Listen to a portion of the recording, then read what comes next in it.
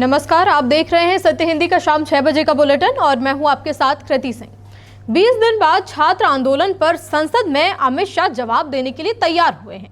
वहीं रांची में परीक्षा विवाद को लेकर हजारों छात्रों के प्रदर्शन पर पुलिस ने आंसू गैस, वाटर कैनन और लाठीचार्ज किया। तमिलनाडु में सरकारी कार्यक्रमों की शुरुआत अब राज्य गीत तमिल थाई वजथू से करने का प्रस्ताव पास हुआ है।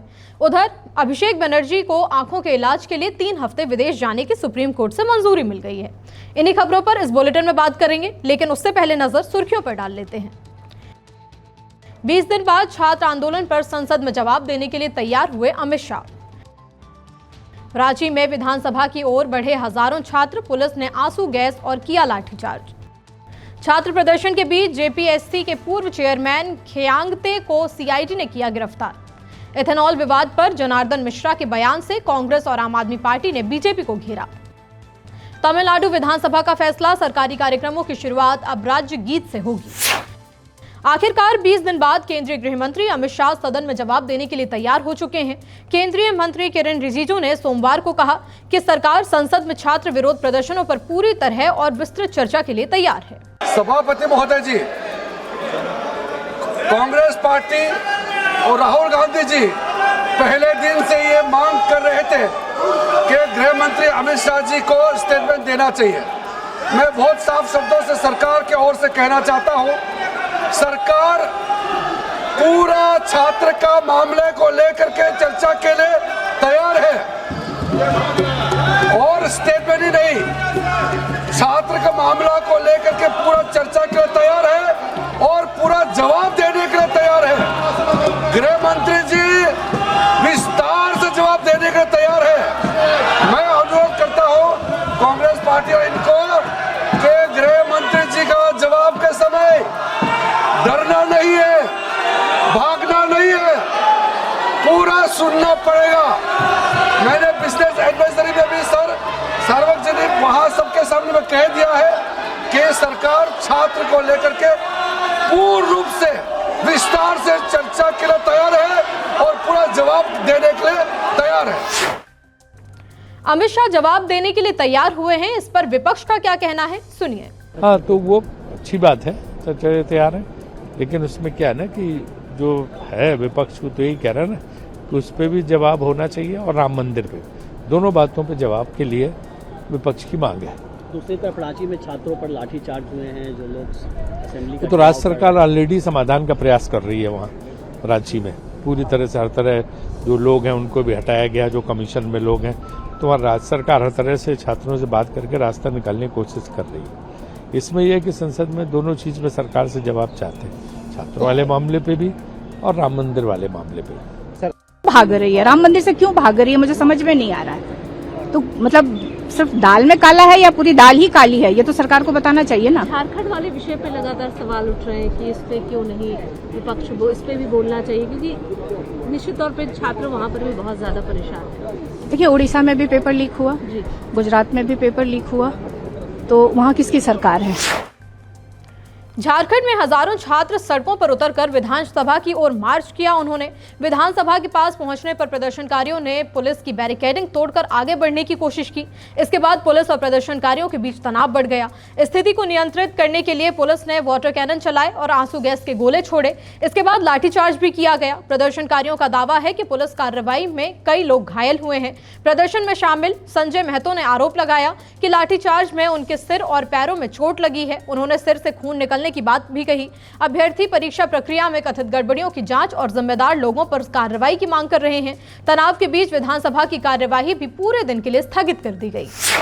झारखंड में जेपीएससी की 14वीं सिविल सर्विस परीक्षा को लेकर विवाद के बीच और प्रदर्शन के बीच बड़ी कार्रवाई भी हुई है। राज्य सीआईडी ने जेपीएससी के पूर्व चेयरमैन एल खयांगते को गिरफ्तार कर लिया है।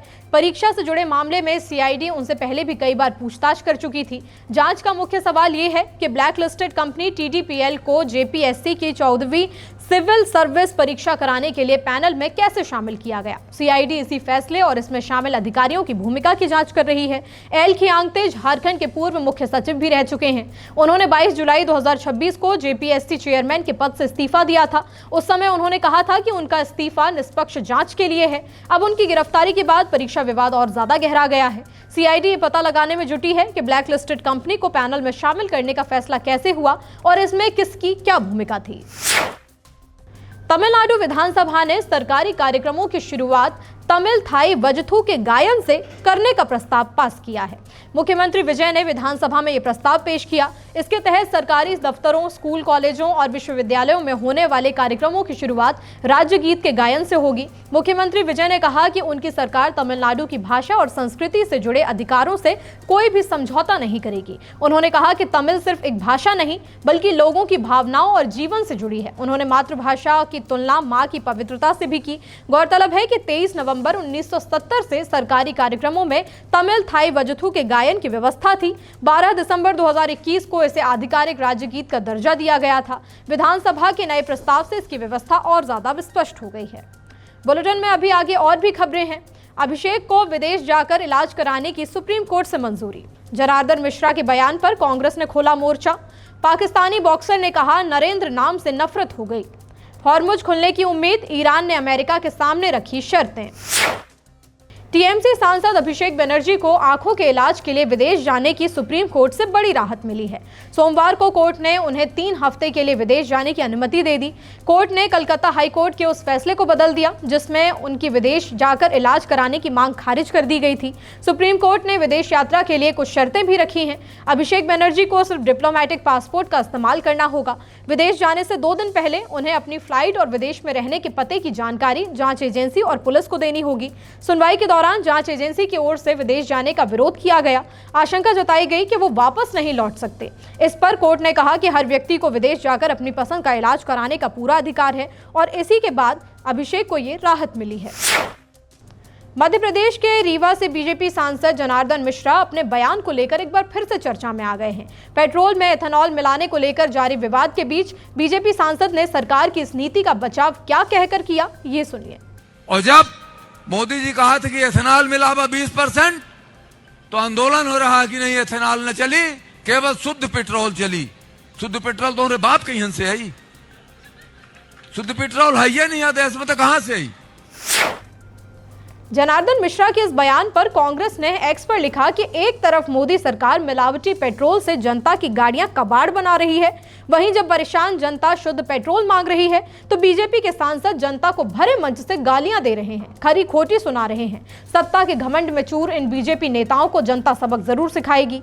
बीजेपी सांसद के इस बयान पर आम आदमी पार्टी का भी कहना है कि जनता महंगाई, टैक्स और लूट से त्रस्त है, लेकिन बीजेपी सांसद जनता को ही गालियां दे रहे हैं। सत्ता के अहंकार में बीजेपी नेताओं ने जनता की भाषा और दर्द दोनों भुला दिए हैं।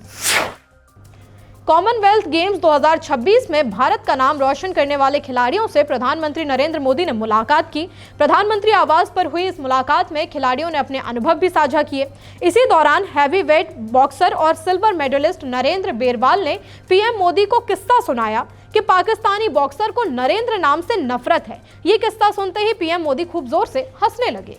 वो पाकिस्तान की बात चल रही, मुझे किस्सा याद आ गया सर। 2015 वर्ल्ड मिलिट्री गेम थे और मेरी पाकिस्तान के साथ पहली फाइट आ गई थी और वर्ल्ड मिलिट्री गेम थे तो मिलिट्री वाले का फोन आया कि भाई पाकिस्तान से नहीं आना है। तो फिर मैं फर्स्ट राउंड 4-1 से जीत गया, सेकंड राउंड 3-2 से जीत गया, पर दोनों के सर लग गए आपस में, तो दोनों के लग गए कट। वो फाइट तो मैं जीत गया। उसके बाद फिर दोनों चले गए हॉस्पिटल में टाके लगवाने के लिए। फिर 2014 में आप फर्स्ट टाइम प्रधानमंत्री जी बने थे और जो हमारे साथ आर्मी का कोच गया हुआ था उसका नाम नरेंद्र राणा था। और फिर वो कई देर तक सोच के मेरे को बोला कि भाईजान एक बात बोलूं। हाँ बोलो। मतलब भाईजान आपका नाम नरेंद्र है, आपके कोच का नाम नरेंद्र है, आपके प्रधानमंत्री का नाम नरेंद्र है, तो मुझे नरेंद्र नाम से नफरत हो गई है।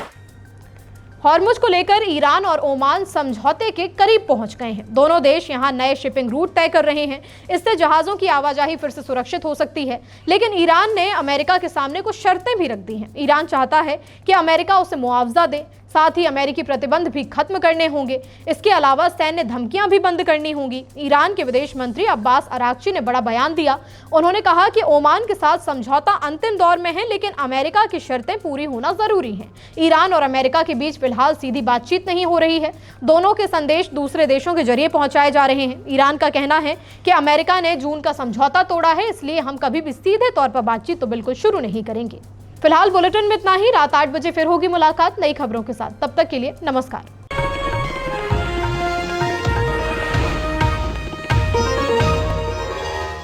Copyright disclaimer under Section 107 of the Copyright Act 1976. Allowance is made for fair use for purposes such as criticism, comment, news reporting, scholarship, and research. Fair use is a use permitted by copyright statute that might otherwise be infringing.